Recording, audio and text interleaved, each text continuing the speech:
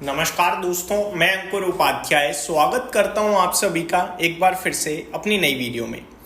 दोस्तों, यहां पे आप सभी के साथ बात करने वाला हूं नज़ारा टेक्नोलॉजीज के बारे में। मैंने वीडियो कवर करी थी कुछ दिन पहले जब सरकार ने, कैबिनेट ने अप्रूव किया था रियल मनी गेमिंग को बंद करने के लिए। इनफैक्ट उन्होंने रियल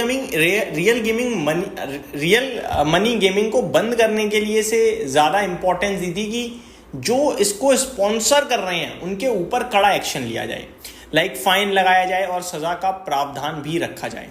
उसके बाद हम सभी ने नोटिस करा कि नज़ारा टेक में एक भारी भरकम क्रैश देखने को मिला। करीब 12% गिरा था उस दिन स्टॉक, और अभी मैं अगर कल फ्राइडे की बात करूं तो कल भी 3-3.5% नीचे ही बंद होता हुआ दिखा है। स्टॉक करीब 19 अगस्त को 1400 रुपये का था और आज की डेट में 1157 है, जिसमें लो इसने करीब अभी 2 दिन पीछे 21 अगस्त को 1100 रुपये के करीब का लगाया है। दोस्तों, ये सब इसीलिए हुआ है क्योंकि रियल मनी गेमिंग को सरकार की तरफ से बंद कर दिया है। आप ये समझ लीजिए। अब नज़ारा टेक का क्या सीन है? पोकरबाजी, आपने बड़े बड़े सेलिब्रिटीज को ऐड करते हुए देखा होगा। पोकरबाजी का ऐड बहुत चलता है, यूट्यूब से लेकर टीवी पे। पोकरबाजी की बात करी जाए तो उसमें नज़ारा टेक बड़ा स्टेक ओन करता था। करीब 48% नज़ारा टेक का पोकरबाजी में मूनशाइन प्राइवेट लिमिटेड करके आई थी होल्ड करता था। ठीक है जी। ऊपर से नज़ारा टेक बड़ी तेजी से उसमें अपना एक्सपोजर बढ़ाने की भी बात कर रहा था। अकॉर्डिंग टू रिपोर्ट्स नज़ारा टेक 255 करोड़ का अतिरिक्त निवेश करने की सोच रहा था पोकरबाजी में। अब होगा क्या? पोकरबाजी तो एक रियल मनी गेमिंग ऐप है, एक तरीके से आप कह सकते हैं, तो वो होगा बंद। अब जो पैसा 800-850 करोड़ जो इन्होंने निवेश ऑलरेडी किया हुआ है वो राइट ऑफ होगा। अब अगर बैलेंस शीट से वो पैसा हटेगा तो ब्रोकरेज फर्म प्रभुदास लीलाधर की रिपोर्ट देखूं तो वो कहते हैं भैया 950 रुपये करीब का भाव आ सकता है। ये सारी चीजें चली रही थी कि इस बीच में एक बड़ी निवेशक माफ कीजिएगा, आप सभी अच्छे से जानते हो, रेखा Jhunjhunwala.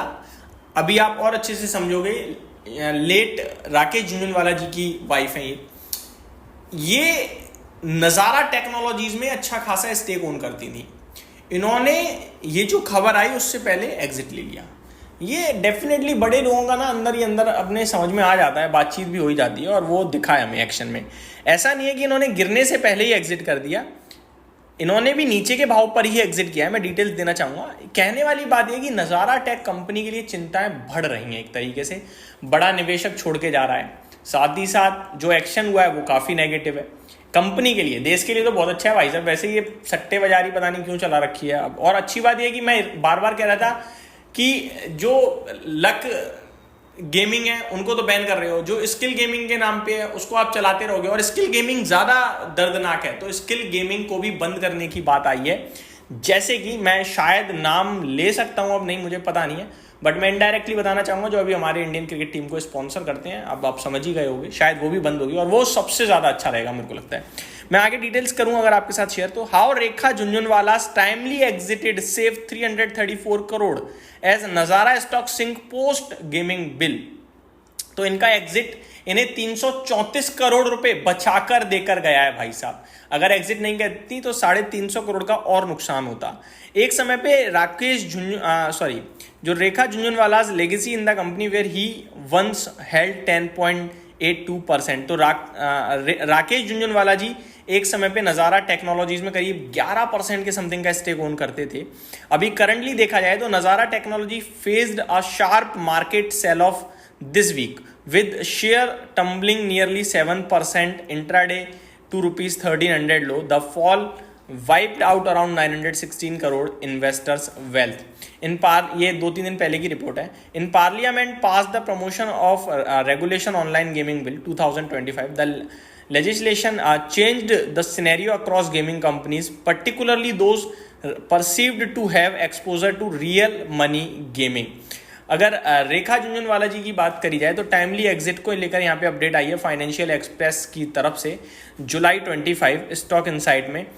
Noted that investor Rekha Jhunjhunwala had already exited her stake in Nazara technologies limited by June में इन्होंने स्टेक खाली कर दिया था। तो पहले से ही पता चल जाता है भाई साहब, बड़े लोगों की यही तो कहानी है। हम आपको तो बहुत लेट चीज़ें पता चलती हैं, लेकिन इन्हें पहले ही पता चल जाता है।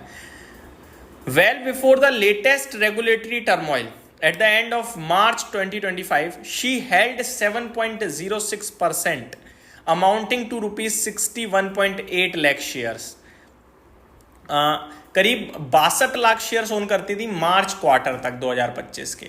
करीब 7% स्टेक होता है ये, और जून आते आते ये एंटायर स्टेक बेच दिया, और ये खबर आ रही है अगस्त में। अब आप देख लो कि कितनी टाइमिंग है ये, कितने बड़े लेवल पे। यहाँ लिखा हुआ है she sold her entire holding at an average price of around rupees 1225 share. 1225 रुपए के भाव पर इन्होंने सारा का सारा स्टेक बेच दिया, सारा का सारा स्टेक। ठीक है जी।